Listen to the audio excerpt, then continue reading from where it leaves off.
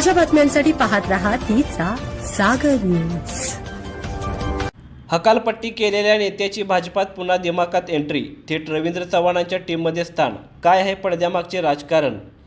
भारतीय जनता पक्षाची राज्य कार्यकारिणी प्रदेशाध्यक्ष रवींद्र चव्हाण यांनी तब्बल 8 महिन्यांच्या प्रतीक्षेनंतर जाहीर केले आहे।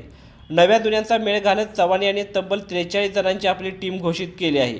त्या राज्यस्तरीय टीममध्ये सातारा जिल्ह्यातील कराडचे रामकृष्ण वेताळ यांच्यावर भाजप किसान मोर्चाच्या प्रदेशाध्यक्ष पदाची जबाबदारी देण्यात आली आहे।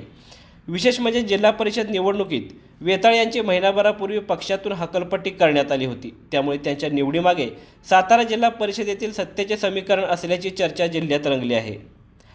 प्रदेशाध्यक्ष रवींद्र चव्हाण यांनी 12 उपाध्यक्ष, 6 सरचिटणीस, 12 चिटणीस, कोषाध्यक्ष, मुख्य प्रवक्ता, मुख्यालय प्रभारी आणि विविध मोर्चांच्या अध्यक्षांचा समावेश असलेली राज्य कार्यकारिणी जाहीर केली आहे। पश्चिम महाराष्ट्रातील साताऱ्यातील रामकृष्ण वेताळ यांच्यावर भाजपच्या किसान आघाडीचे सूत्रे देण्यात आले आहेत। सातारा जिल्हा परिषदेच्या निवडणुकीत कराड उत्तर विधानसभा मतदारसंघातील कोपर्डे हवेली गटातून रामकृष्ण वेताळ यांची भाजपकडे पत्नी विद्या वेताळ यांच्या उमेदवारी मागणी केली होती, मात्र भाजपने त्यांना उमेदवारी नाकारली होती। त्यामुळे विद्या वेताळ यांनी अपक्ष अर्ज भरला होता।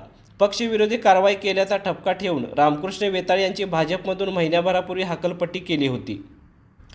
दरम्यान कोपर्डे हवेली गटात विद्या वेताळ यांच्यापुढे भाजप आणि राष्ट्रवादी काँग्रेस शरदचंद्र पवार पक्षाच्या उमेदवारांचे चॅलेंज होते, मात्र रामकृष्ण वेताळ यांचा संपर्क आणि राजकीय रणनीतीमुळे विद्या वेताळ ह्या निवडून आल्या। अपक्ष निवडून येणाऱ्या वेताळ ह्या सातारा जिल्ह्यातील एकमेव उमेदवार ठरले आहेत। भारतीय जनता पक्षाच्या विरोधात भूमिका घेतल्यामुळे पक्षाने वेताळ यांची पक्षातून 5 वर्षांसाठी हकालपट्टी केली होती। मात्र सातारा जिल्हा परिषदेच्या निवडणुकीत जनमत असे मिळाले आहे की भाजपला सत्ता स्थापनेसाठी आणखी 6 जागांची गरज आहे। भाजपकडे 27 जागा आहेत। बहुमतासाठी 1-1 जागा महत्त्वाची आहे। त्यामुळे अपक्ष निवडून आलेल्या वेताळ यांना त्या दृष्टीनेच राज्याच्या टीममध्ये घेण्यात आले असण्याची शक्यता आहे।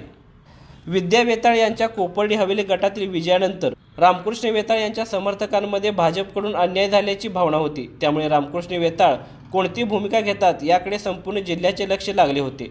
ते शिवसेना किंवा अन्य पक्षांसोबत जाणार का असाही सवाल उपस्थित केला होता। मात्र त्यापूर्वीच भाजपने वेताळ यांना थेट राज्य पातळीवरील पद देऊन एक मत निश्चित केल्याचे मानले जात आहे।